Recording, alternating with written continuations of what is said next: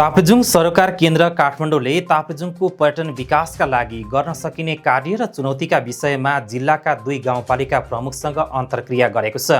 बुधबार केन्द्रको कार्यालयमा फक्तालुङ गाउँपालिका अध्यक्ष राजन लिम्बू र मैयाखोला गाउँपालिका अध्यक्ष विजय प्रकाश स्वनिमसँग गाउँपालिका क्षेत्रको पर्यटन र जिल्लाको विकासका विषयमा छलफल भएको हो। केन्द्रले यही वैशाख 15 गतेबाट गर्न लागेको सिजेमा ताल टिप्ताला भन्ज्याङ पाथिभरा पर्यटन प्रवर्धन कार्यक्रमका सम्बन्धमा समन्वय र सहकार्यका विषयमा पनि छलफल गरेको केन्द्रका अध्यक्ष बलबहादुर तामाङले जानकारी दिएका छन्। पर्यटन प्रवर्धन कार्यक्रमका संयोजक मिङमा डन्डु लामाले यात्रा र तयारीका विषयमा प्रकाश पारेका थिए।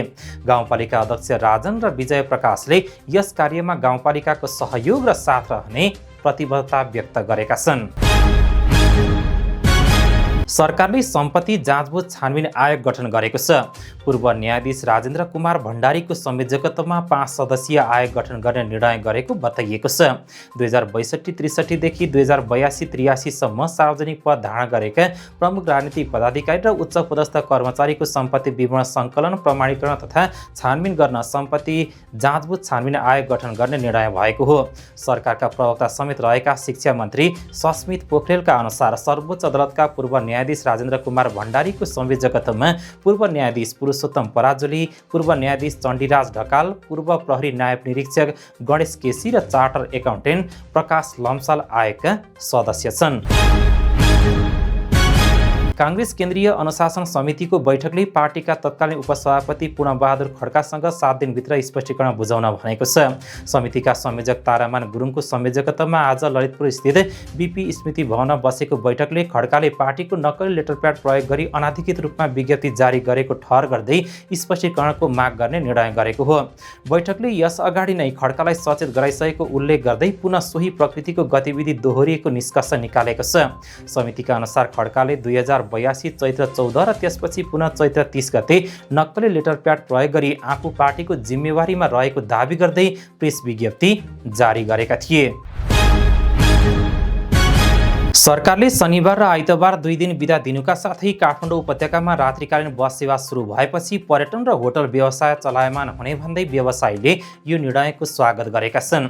बालेन्द्र शाह बालेनको नेतृत्वमा नयाँ सरकार आएसँगै सरकारले 2 दिन बिदा दिने निर्णय गरेको थियो भने मङ्गलबार रातिबाट काठमाडौँमा सुरक्षाको प्रत्याभूति सहित रात्रि बस सेवा सुरु भएको छ।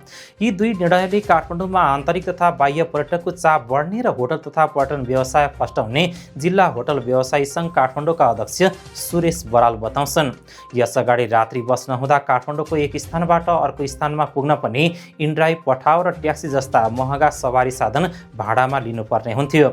यो समस्याले गर्दा होटल व्यवसाय पनि राति 10 देखि 11 बजे नै सुनसान हुन्थे। रात्रि बस सेवा सुरु भएसँगै व्यवसायलाई सुरक्षित रूपमा 24 घण्टा चलायमान बनाउन सकिने अध्यक्ष बरालको तर्क छ। संयुक्त अरब इमिरेट्सले विभिन्न कारणले कैद सजाय भोगिरहेका 128 जना नेपाली नागरिकलाई आम माफी प्रदान गरेको छ। उक्त निर्णय पवित्र रमजानको अवसरमा गरिएको बताइएको छ। परराष्ट्र मन्त्रालयका अनुसार मानवीय आधारमा गरिएको यस निर्णयप्रति नेपाल सरकारले युएई सरकारप्रति कृतज्ञता व्यक्त गरेको छ। मन्त्रालयले जारी गरेको विज्ञप्तिमा 2 देशबीचको मित्रवत सम्बन्धलाई अझ सुदृढ बनाउने कदमका रूपमा यसलाई सकारात्मक रूपमा लिएको उल्लेख गरिएको छ।